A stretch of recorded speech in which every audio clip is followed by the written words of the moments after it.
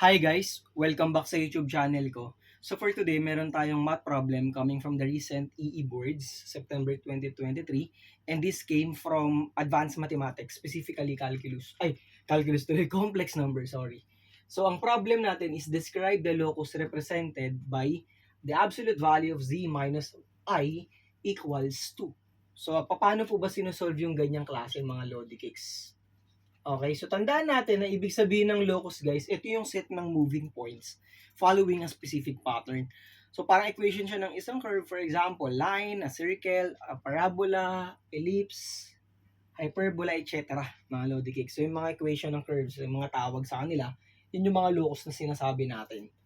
So paano po ba yan, Sir IG, na complex number yan? So alam natin na ang z is a complex number which can be expressed in the form, so z is equal to x plus yi, where x represents the real part and yi represents the imaginary part.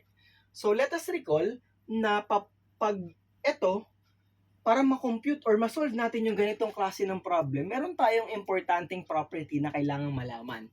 That the absolute value of z is equal to the square root of the complex number z multiplied by its conjugate. So squaring both sides, so the absolute value of z squared is just equal to the product of the complex number z and its conjugate rather. Nabago yung sign ng Z. Sige, ganito na lang, Z. Yan. Sorry, ganyan ako mag-Z, may nakalagay sa gitna. Pero okay lang yan, sige. Anyway, so anong gagawin natin dyan, Sir IJ?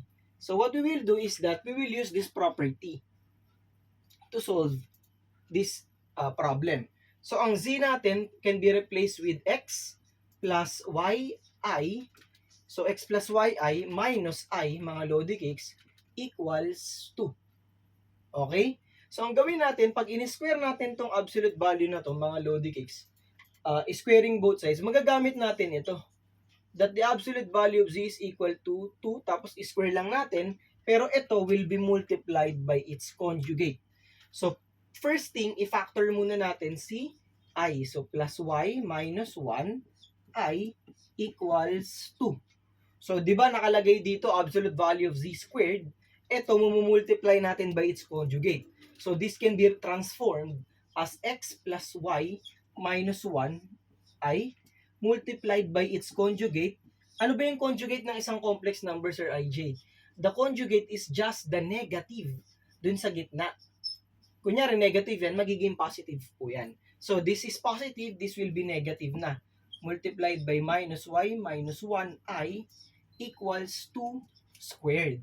Okay? From this property guys ha, x times x, that's x squared. Positive times negative using difference of 2 squares, plus times minus, that's minus. Kaya lang I times I is I squared. We all know that I squared is equal to negative 1, tas may negative ka pa, so that will be positive now.